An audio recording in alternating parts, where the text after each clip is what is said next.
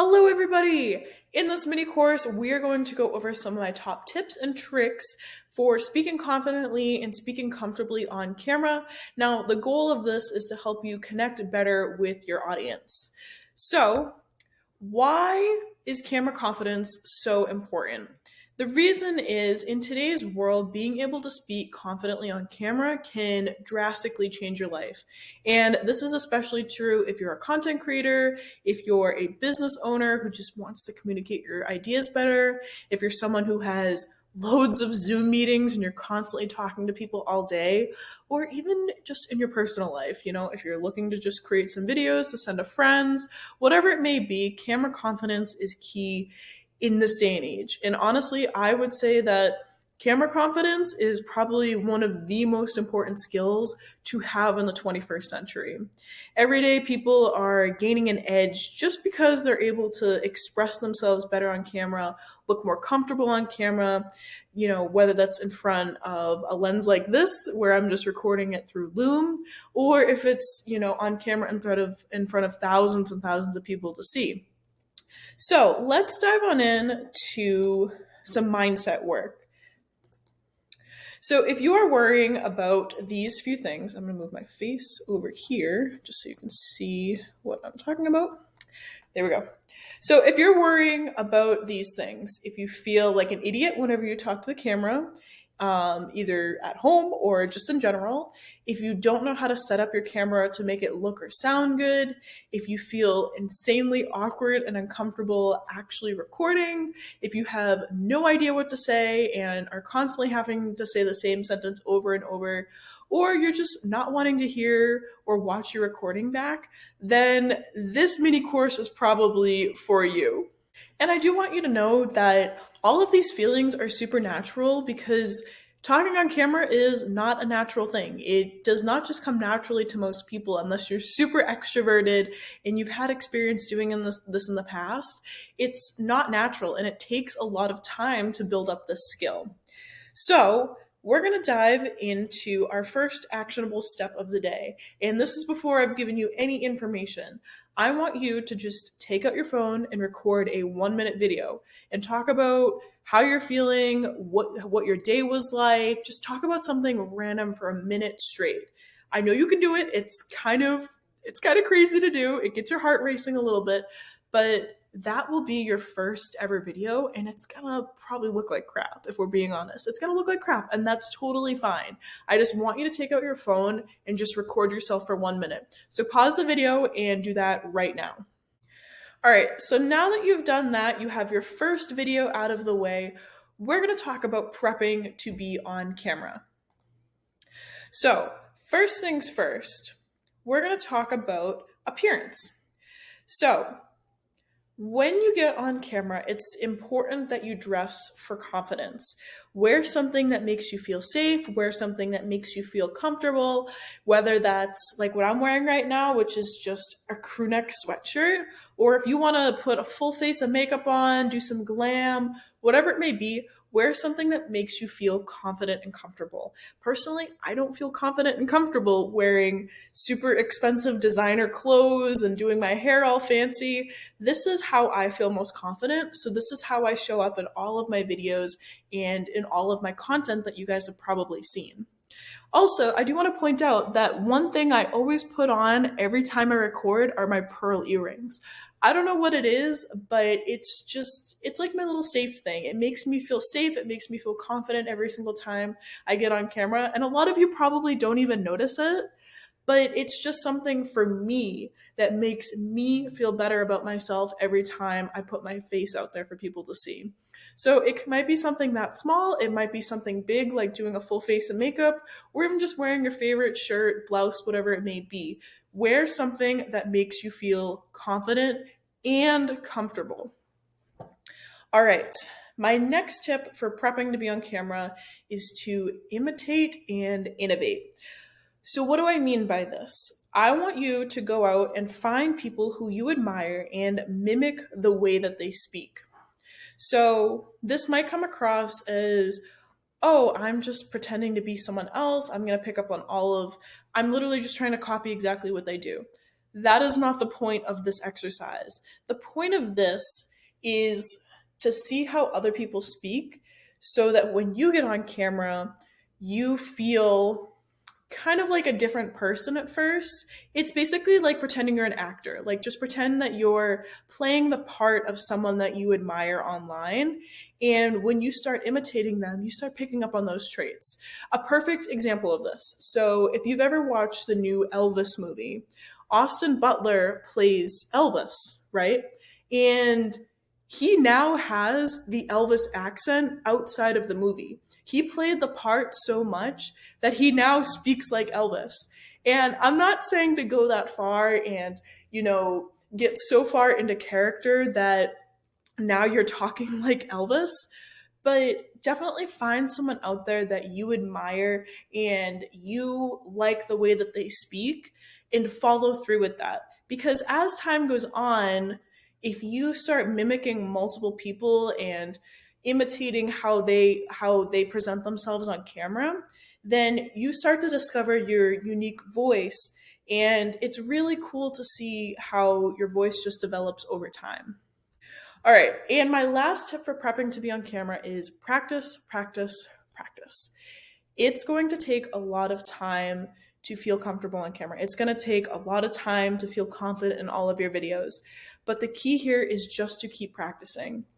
Now, the reason I say this for the prepping on camera stage rather than the technique stage, which we'll talk about a little bit later, is practicing beforehand, doing some breathing drills, doing some talking drills. That will really help you get in the mode to start talking once it's ready to film. So before this video, for instance, I talk to myself. I read out my script a little bit. I have a general understanding of what's going to be said before I say it on camera. Because if I'm just getting on here and looking at these, like, there's not a lot of words on these slides, right? So if I just get on here and start rambling at the camera, it's not going to sound natural. It's going to sound really weird. So what you want to do is practice whatever you're going to say before you actually get on camera. And whether that's just reading through a few bullet points to get those ideas flowing in your head, or if it's actually reading through an entire script of something, make sure you're practicing before you actually hit the record button. All right, so my actionable step for this part is to write down 5 people you enjoy watching, and this is the key part, I want you to explain what you like about them. So I really like the way Vanessa Lau talks. I like Catherine Manning. I like Rachel Peterson, Gary Vee.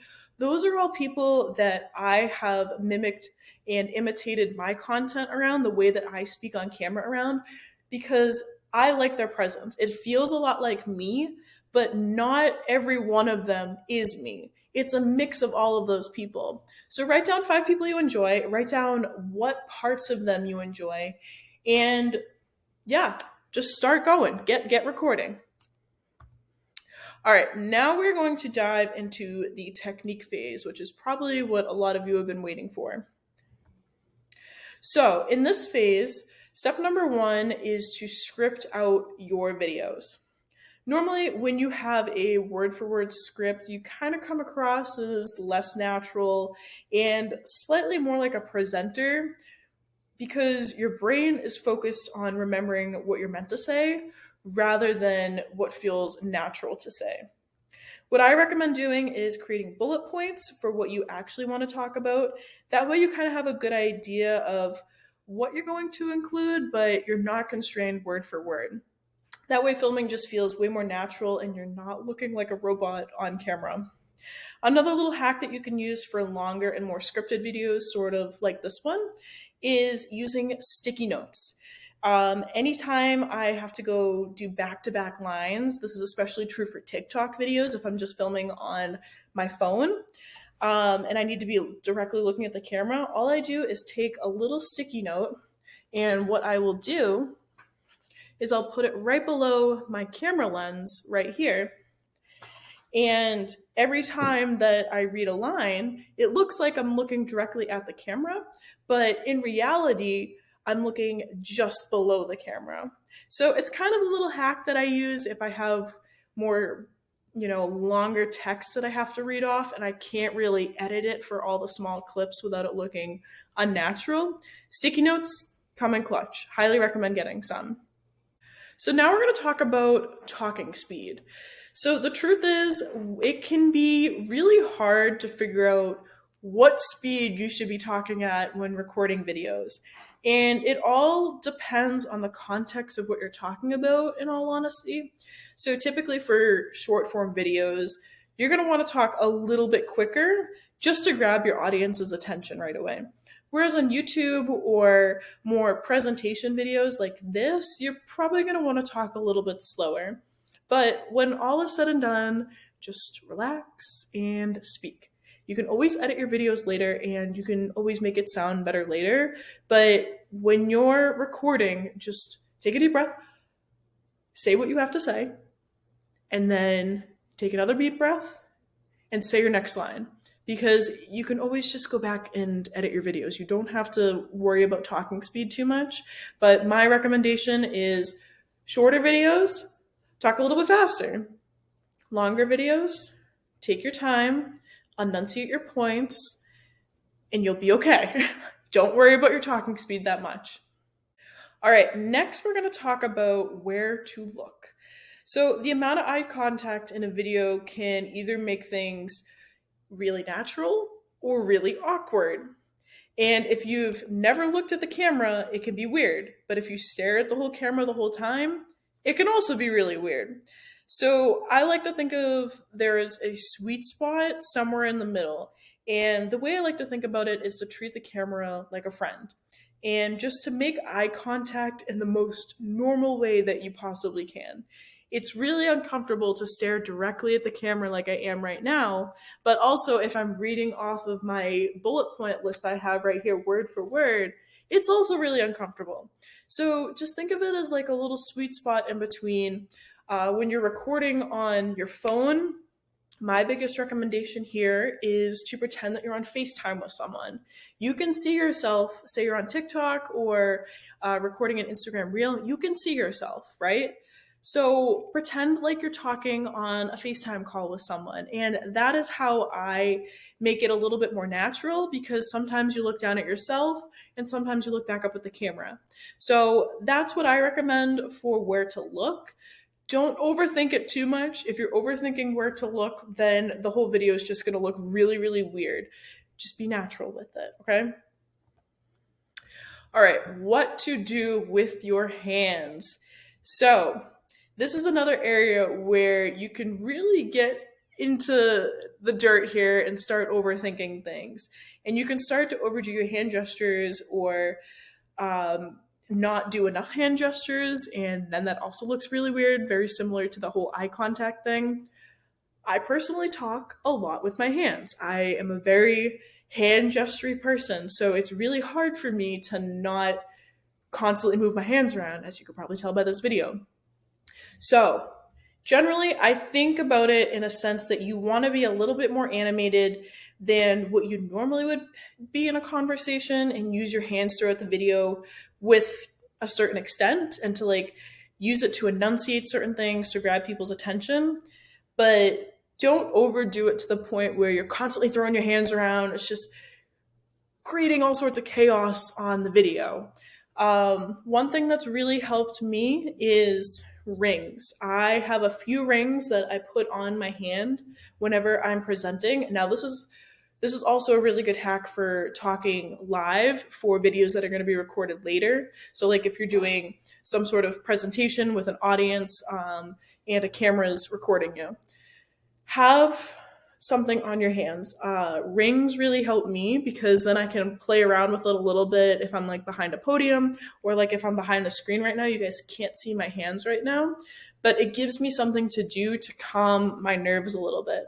So use your hands to an extent to enunciate things, but don't overdo it too much. And I'm honestly guilty of using my hands way too much. I know that for a fact, but at this point, it's just part of my personality. If you look at all of my TikTok videos, I always started out with a pointer finger whenever I'm trying to make a point or, introduce a new topic to you guys. I always go like that. It's part of who I am at this point. but you definitely can overdo it. So I hope that helps with the question of what to do with your hands, because something I still struggle with to this day. All right, and the last thing is camera presence. So this one is a simple kind of final point that I want to have you guys take home is always remember to smile and always remember to look, I wouldn't say happy, but look engaged in with whatever you're talking about. And it helps in a drastic amount if you just look like you're having a good time while you're talking, and subconsciously your audience will also pick up on this. So even if you've had a bad day, or even if, things haven't gone your way, or prepping for this video took way longer than expected, always put on a good smile.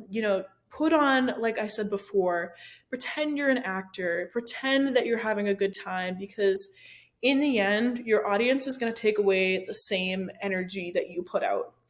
And kind of related to this is just the vibe of turning your personality up a touch while still being yourself, obviously. But the camera always makes people a little less engaging than they actually are. So, great, perfect example of this is this video.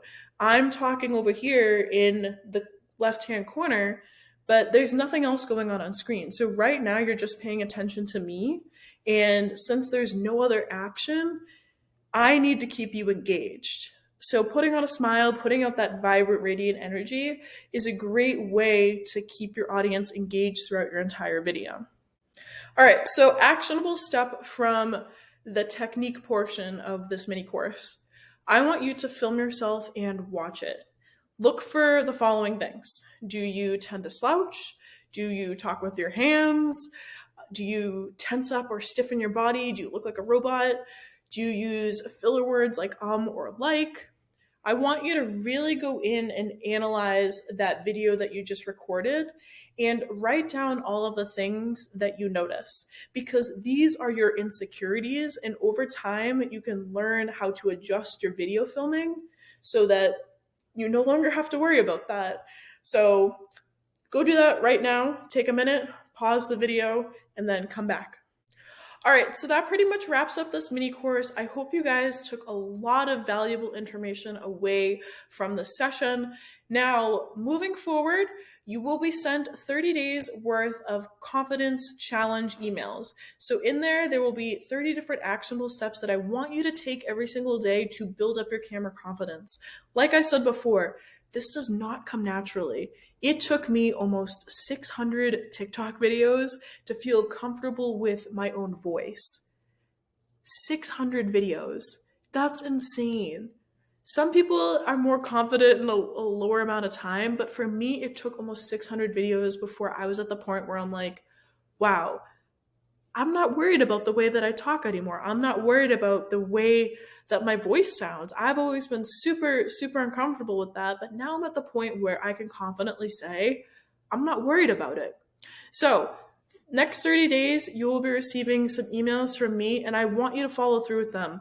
And anytime you do one of those actionable items, make sure to tag me on Instagram, make sure to tag me on TikTok. I would love to see the progress that you guys are making. So that wraps up this video, and I hope you guys have an awesome day.